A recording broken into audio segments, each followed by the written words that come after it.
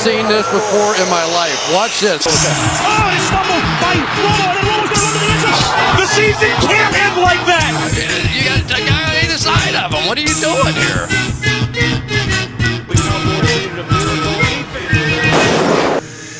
Then you want to kill yourself. October 24th, 2010. It's week 7 of the NFL season and the...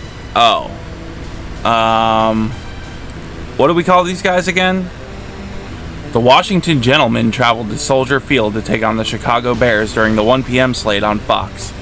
The quarterbacks for this matchup are Donovan McNabb for the Gentlemen, who's notably playing miles away from his high school, and Smokin' Jay Cutler on the Bears, who probably ran out of cigs before this game. Head coach Mike Shanahan, in his first of 3 seasons with the Gentlemen, battles wits with Lovie Smith of the Bears. The Gentlemen supporting cast includes Ryan Terrain, Santana Moss, Chris Cooley, and Trent Williams on offense, as well as Brian Arakpo and the main character of this game, D'Angelo Hall, on defense. The Bears have guys like Matt Forte, Devin Hester, and Greg the Third Leg Olsen surrounding Cutler, and Brian Urlacher and Peanut Punch himself, Charles Tillman, on the other side. At 3-3 and 4-2 respectively, the Gentlemen and Bears are neither in do-or-die scenarios, but it would benefit either team to put on a good showing here. The game kicks off and already we have chicanery as the Gentleman's returner slips, falls, and fumbles immediately, but somehow he recovers. McNabb throws it deep over the middle for a big completion on the first play from scrimmage. A penalty and 2 runs makes it 3rd and 2, where Santana Moss turns late and it's incomplete. Bears immediately false start, then after they run for nothing and throw a screen to Hester for a few, Cutler misses his receiver. What you just witnessed was the Bears' 23rd consecutive unconverted 3rd down dating back several games. McNabb throws a screen at Terrain's feet, Anthony Armstrong drops a perfect pass, I mean my god man, that was an easy 40 yards, then Cooley drops another pass. Chicago goes 3 and out again, with a normal run for nothing followed by a Wildcat 2 years after it was good for nothing and a Cutler sack. McNabb rifles one over the middle for a big completion, and then a couple screens get negated by a holding penalty. This is followed by a free rushing corner DJ Moore that forces McNabb to pull a Will Levis. He desperately tries to fling it out of his hands before he goes down, and it gets batted into the air immediately and falls almost daintily into the hands of the very same corner who blitzed him, returned for a touchdown, 7-0 Chicago. McNabb would rebound, making a few solid throws downfield before a Terrain run puts him in position to throw a laser 25 yards downfield to Santana Moss for a touchdown, tying the game up at 7. Cutler follows this up with his most depressing series yet, missing a throw ball pressured, getting sacked, and then checking it down on 3rd and 15, receiving raucous boos from the crowd. This would end the first quarter.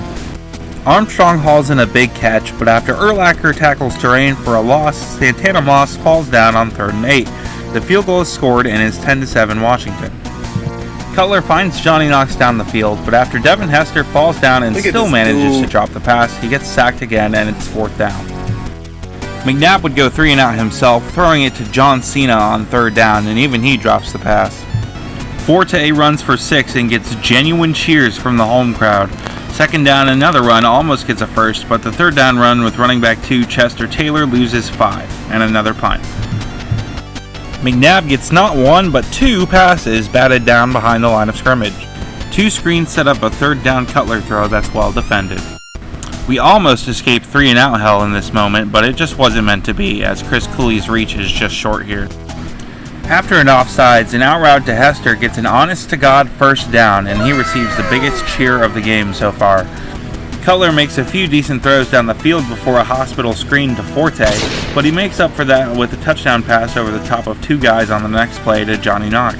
It's 14-10 Chicago.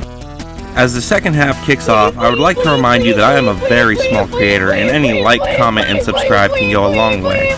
Now for the real good stuff. Bears get ball to start the second half, and Knox doesn't realize he's being thrown to on the first play. But then tight end 2, Bennett, muscles his way to a 1st down, and Greg Olsen makes a strong catch on what should have been a hospital ball. Then Cutler would make his best throw of the day, finding Bennett in the seam, and he gets all the way down to the 1 on a huge play. Lovie Smith challenges for a touchdown, but it's denied, which should be fine, you know, they got 4 attempts on the 1, right?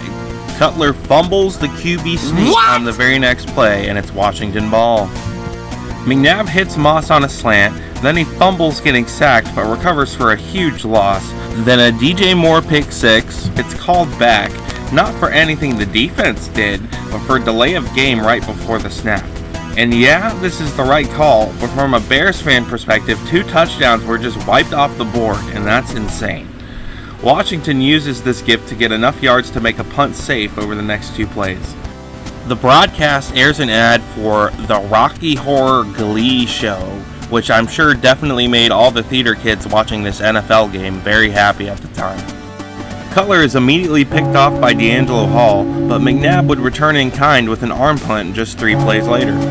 Several runs and screens later, this Devin Hester catch is the first third down conversion in 30 attempts for the Bears. They're riding high, Forte runs it inside the 15, and just a little red zone execution would do so much here. But 2 plays later, a go route to Knox is sniffed out by D'Angelo Hall, who mosses the shit out of Knox and runs it all the way back for a pick 6, and it's 17-14 Washington. Cutler gets sacked, and that would end the third quarter. Greg Olsen makes an amazing catch on third down, but after a couple runs, Matt Forte fumbles after a catch and Washington recovers. Washington would run 3 consecutive plays with Ryan Terrain getting all the way to the red zone, but then on the 4th Terrain run in a row, he fumbles to Charles Tillman. Cutler misses Greg Olsen badly, then gets picked by D'Angelo Hall for the 3rd time. Chicago has now turned it over 5 times in a row. Wow, incredible! But if you think that was goofy, check out this Washington series. Cooley takes a screen near a first down, but fumbles and then punches it out of bounds. While this was the right thing to do, it's still a penalty, so they essentially go back to where they started. McNabb throws it at the feet of his receiver, then gets strip-sacked on third down, but an O-lineman recovers. And all that happens just for the field goal to be doinked from 37 yards. Johnny Knox drops a pass for no reason. Then after a holding, the play of the game happens. Cutler's pass hits a safety in the head and bounces 10 yards backwards to an O-lineman who catches it. Yes, it's another 3 and out, but we have to appreciate fat guy catches when we get them. Washington is just trying to play small ball by this point, but Terrain is stopped on the 3rd and 1 and Cutler has one last chance. He throws it behind Devin Hester, but then Knox hauls one in for a first, and another pass down the middle to Knox has them at midfield. It is right here that the game-losing play call is made. With 2 timeouts and the 2-minute warning at their disposal, Chicago OC Mike Martz calls 4 verts of all things. Guess what? It's completely bagged, so Cutler just chucks it deep to Knox again for D'Angelo Hall to get his 4th pick of the game. This is tied for an NFL record, the first time it happened since 2001, and the most recent time it's happened as of this recording in 2026. Chicago's defense has kept them in it until the end, but 2 more big plays from the gentlemen lead to kneel downs and the game is over. 17-14, Washington wins.